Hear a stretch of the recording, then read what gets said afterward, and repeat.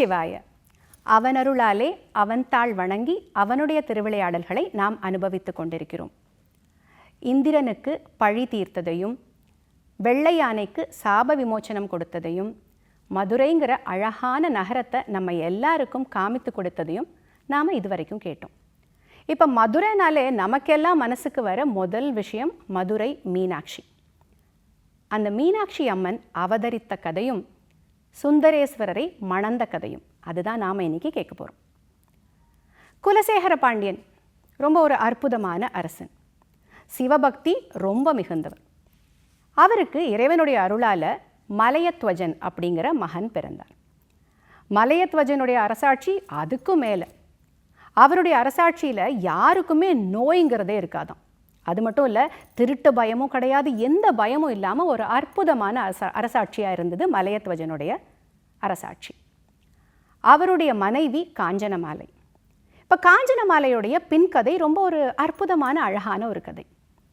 முன்னால் சொன்ன மாதிரி இந்த பரமபதத்தில் நம்ம விளையாடி மேலே ஏறிட்டு இறங்கணும் அப்படின்னா நமக்கு அது கஷ்டமாக இருக்கும். ஒரு நிலையிலேருந்து அடுத்த நிலைக்கு போனதுக்கப்புறம் அதற்கு கீழ் நிலைக்கு வருதுங்கிறது யாருக்கும் பிடிக்காத ஒரு விஷயம்.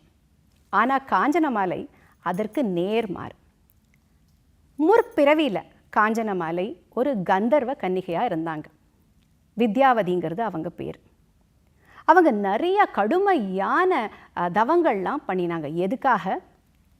அந்த ஜெகன் மாதா பார்வதி தனக்கு ஒரு குழந்தையாக இருக்கணும் அப்படிங்கிறதுக்காக. அதுக்காக மானிட பிறப்புக்கு கூட அவங்களுக்கு சந்தோஷமான ஒரு விஷயமாகவே இருந்தது. இந்த ஜென்மத்தில் மலையத்வஜனுடைய மனைவியாக வந்தாங்க காஞ்சனமாலை. மலையத்வஜனுடைய அரசாட்சி நான் சொன்ன மாதிரி ரொம்ப அற்புதமான அரசாட்சி. யாருக்கும் எந்த விதமான கஷ்டமும் இல்லை, எந்த குறையும் இல்லை. ஆனால் மலையத்வஜனுக்கும் காஞ்சனமாலைக்கும் ஒரு மிகப்பெரிய குறை. அது என்ன குறை? வாரிசு இல்லாத குறை. இப்படிப்பட்ட ஒரு அழகான நகரத்தை எனக்கு அப்புறமா அரசாட்சி செய்ய எனக்கு ஒரு வாரிசு இல்லையே அப்படின்னு மலையத்வஜன் வருந்தாத நாள் இல்லை. அதனால் அவர் என்ன பண்ணினார்? அஸ்வமேத யாகங்கள் பண்ண ஆரம்பித்தார். 1 இல்லை, 2 இல்லை, 3 இல்லை, 99 அஸ்வமேத யாகங்களை பண்ணினார் அவர். இப்போ 100வது யாகத்துக்கான ஏற்பாடுகளும் பண்ண ஆரம்பித்தாச்சு. இப்போது இந்திரனுக்கு பயம் வந்துடுச்சு. ஏன்னா 100 அஸ்வமேத யாகங்களை ஒருத்தர் பண்ணிட்டார் அப்படின்னா அவர் இந்திரனுக்கு சமமாயிடுறாரு. இந்திர பதவியே கூட அவருக்கு போகலாம். இந்திரனுக்கோ தன்னுடைய பதவியை விட்டுத்தர என்றைக்குமே மனசில்லை. அதனால் இந்திரன் என்ன பண்ணினார்? மலையத்வஜன் கிட்ட வந்தார். இங்கே பாருங்கள், நீங்கள் அஸ்வமேத யாகம் பண்ணுறீங்க, ஆனால் அஸ்வமேத யாகம் பண்ணினா குழந்தை பிறக்கிறதுக்கு அதுக்கும் என்ன சம்பந்தம்? இப்போ பார்த்தீங்கன்னா, இப்போ நமக்கு ஒரு வயிற்று வலி வருதுன்னா வயிற்று வலி மாத்திரை தான் சாப்பிடணும். தலைவலி மாத்திரை சாப்பிட்டா வயிற்று வலி சரியாக போகுமா? அதே மாதிரி உங்களுக்கு குழந்தை பிறக்கணும் அப்படின்னா அதுக்கு நீங்கள் என்ன பண்ணணும்? புத்திர காமேஷ்டி யாகம் பண்ணணும் அப்படின்னு சொன்னார் இந்திரன். மலையத்வஜனுக்கு ஒரு அற்புதமான ஒரு வழி கிடைச்ச ஒரு சந்தோஷம். இவ்வளோ அஸ்வமேத யாகங்கள் பண்ணி எனக்கு வாரிசு கிடைக்கல, புத்திர காமேஷ்டி யாகம் பண்ணினா கண்டிப்பாக வாரிசு கிடைக்குங்கிற நம்பிக்கை வந்தது. புத்திர காமேஷ்டி யாகத்துக்கான எல்லா ஏற்பாடுகளையும் அவர் செஞ்சார். தடபுடலா அற்புதமாக எல்லா அந்தணர்களையும் அழைச்சி யாகம் அப்படியே வேத கோஷங்கள்லாம் அப்படியே விண்ண போய் முட்டுச்சு. ஓம் ஓம் ஓம் ஓம் ஓம் அந்த ஆகுதி அப்படியே மேலே போக போக போக அந்த யாக குண்டத்திலிருந்து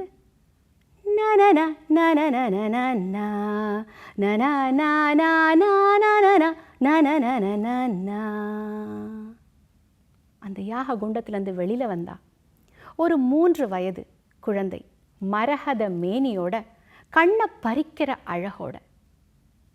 மலையத்வஜனுக்கும் காஞ்சனமாலைக்கும் அவ்வளோ சந்தோஷம்.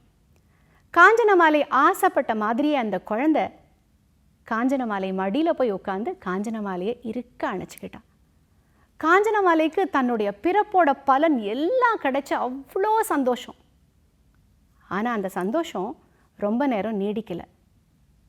ஏன்னா அந்த குழந்தைக்கு இயற்கைக்கு புறம்பா 3 தனங்கள், 3 முலைகள் இருந்தது.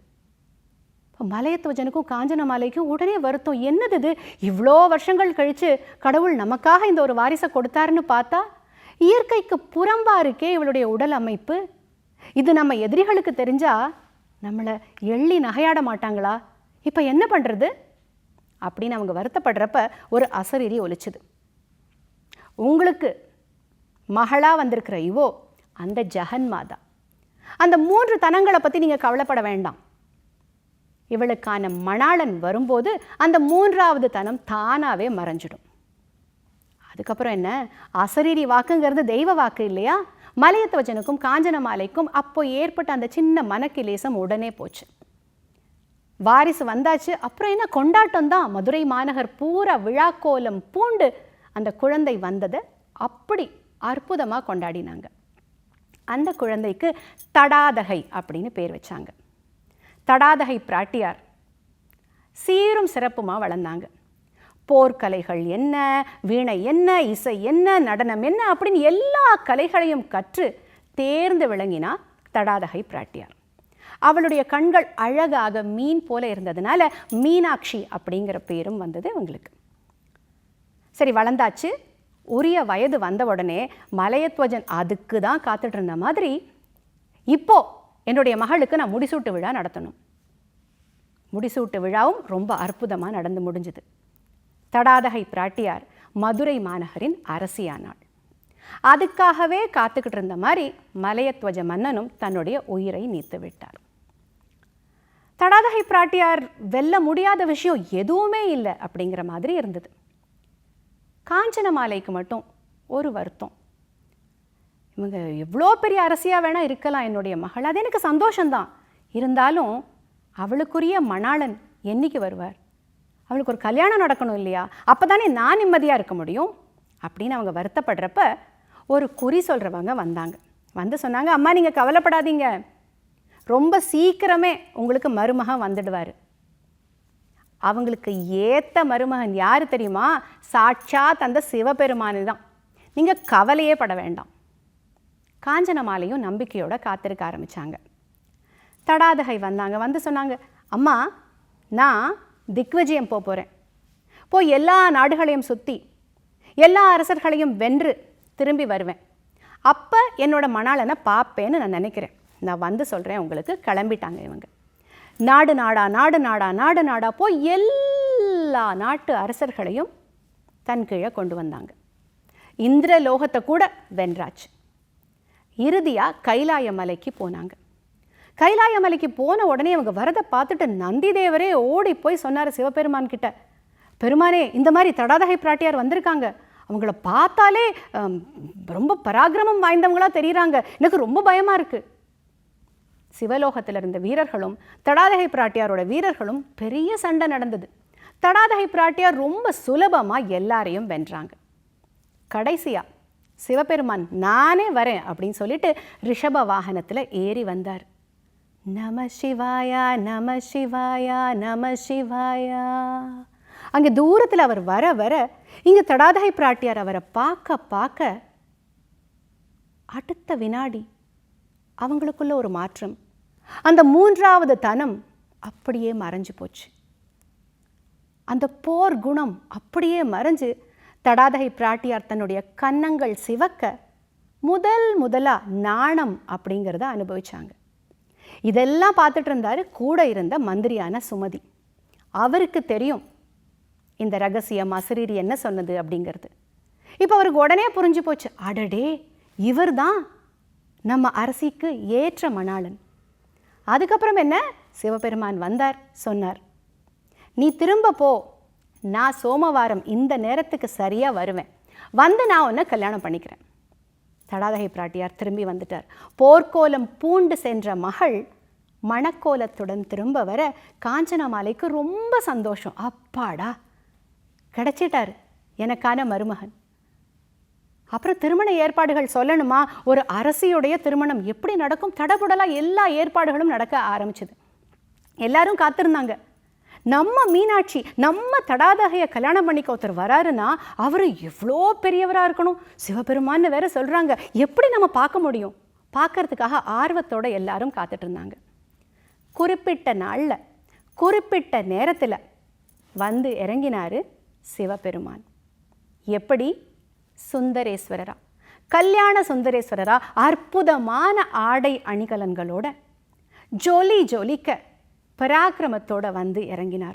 அவ்வளோ அழகு அவரை பார்க்கறதுக்கு. மீனாட்சி மட்டும் என்ன சளைச்சவங்களா? பார்க்கறதுக்கு கண் கோடி வேண்டும் அப்படிங்கிற சொல்கிற மாதிரி மீனாட்சியும் சுந்தரேஸ்வரம் ஒருத்தருக்கு ஒருத்தர் போட்டி போட்டுட்டு தங்களுடைய அழகை வாரி இறைச்சாங்க. சுற்றி இருந்தவங்களுக்கு எல்லாம் அவ்வளோ சந்தோஷம், இந்த மாதிரி ஒரு கொடுப்பினை நம்ம வாழ்க்கையில் கிடச்சிருக்கே, நம்ம என்ன புண்ணியம் பண்ணினோமோ அப்படின்னு. பிரம்மா வந்து மந்திரங்கள் ஓத, மகாவிஷ்ணு வந்து தாரை வாத்து கொடுக்க, அற்புதமான மீனாட்சி சுந்தரேஸ்வரர் கல்யாணம் அங்கே நடந்தேறியது. ஆனந்தம் ஆனந்தம் ஆனந்தமே, ஆனந்தம் ஆனந்தம் ஆனந்தமே. மீனாட்சி சுந்தரேஸ்வரர் திருக்கல்யாணம், அதை பற்றி கேட்குறதும் நமக்கு புண்ணியம் தரக்கூடியது, பார்க்கறதும் புண்ணியம் தரக்கூடியது, நினைப்பதே புண்ணியம் தரவல்லது.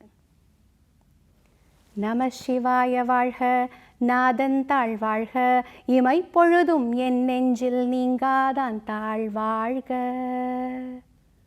ஓம் நம சிவாய.